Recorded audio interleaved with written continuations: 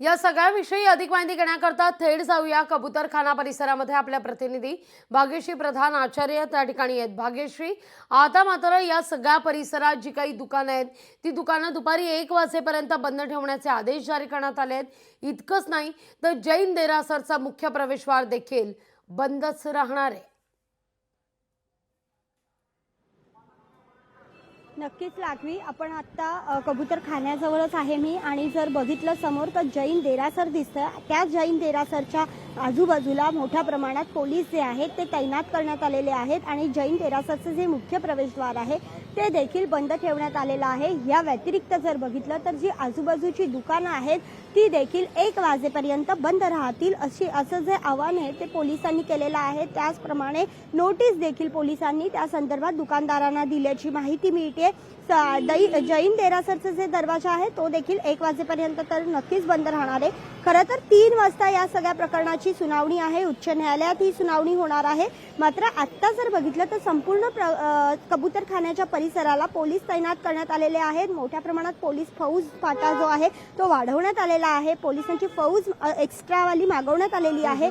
एकंदरीतच सध्या या परिसरात मध्ये तणावपूर्ण वातावरण पाहायला मिळतंय। इतकंच नव्हे तर गोवर्धन देशमुख यांचा एक व्हिडिओ आता नुकताच समोर आलेला आहे। यामध्ये देखील त्यांनी स्थानिक रहिवाशांना मराठी स्थानिक रहिवाशांना जो इथे त्रास होतोय त्याच्या विरुद्ध आम्ही एकत्र येणार, जरी आम्हाला जमावबंदीची नोटीस दिली तरी आम्ही देखील एकत्र येणार आणि या संदर्भात आवाज उठवणार। जर कोर्टाचा अवमान करणाऱ्यांसंदर्भात आम्ही आवाज उठवला नाही तर नेमकं आम्ही काय केलं असा प्रश्न लोक आम्हाला विचारू शकतात। अशा पद्धतीची भूमिका घेत ते इथे येण्यासाठी निघालेले पाहायला मिळतात। ते गाडीतनच त्यांनी तो व्हिडिओ शूट करून पाठवलेला होता। मात्र आता ते त्यांचा फोन जो आहे तो देखील लागत नाहीये। त्याच्यामुळे फोन लागत नसल्याने सगळ्यांना संभ्रम निर्माण झालेला होता। त्यानंतर त्यांनी एक पोस्ट केली, व्हिडिओ देखील पाठवला आणि आता ते इथे येण्यासाठी निघाल्याची माहिती जी आहे ती मिळते। त्यामुळे एकंदरीत ज्या पद्धतीने त्या दिवशी ताडपत्री काढण्यात आली आणि त्यांच्यावर कोणतीही कारवाई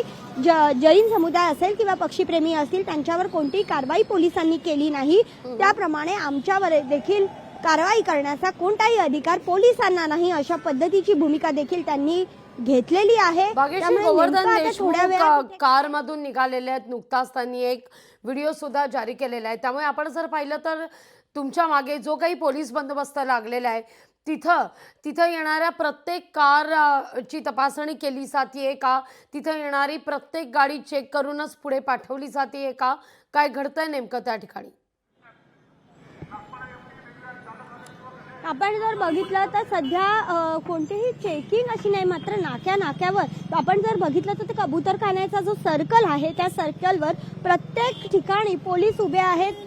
हा खरं तर चौक आहे, त्यामुळे वेगवेगळ्या ठिकाणून इथे रस्ते येतात आणि प्रत्येक रस्त्याला इथे पोलीस उभे आहेत, पोलिसांच्या गाड्या उभ्या आहेत, स्वतः पोलीस तैनात आहेत। त्यामुळे नेमकं तिथेच गाड्या ज्या आहेत त्या साधारण आमच्या लक्षात येईल आणि आम्ही तिथेच त्यांना अडवू, अशा पद्धतीची भूमिका जी आहे ती पोलिसांनी घेतलेली पाहायला मिळते। पोलीस अगदी सतर्क आहेत, सक्षम आहेत असं देखील पोलिसांचं म्हणणं आहे आणि आपण जर बघितलं तर खरंच नाक्याला चौकात पोलीस उभे केलेले आहेत।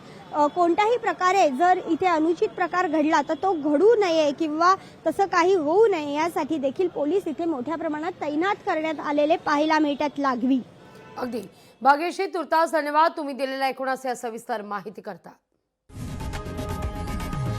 लोकशाही मराठी ऐका, पहा, जागरूक रहा।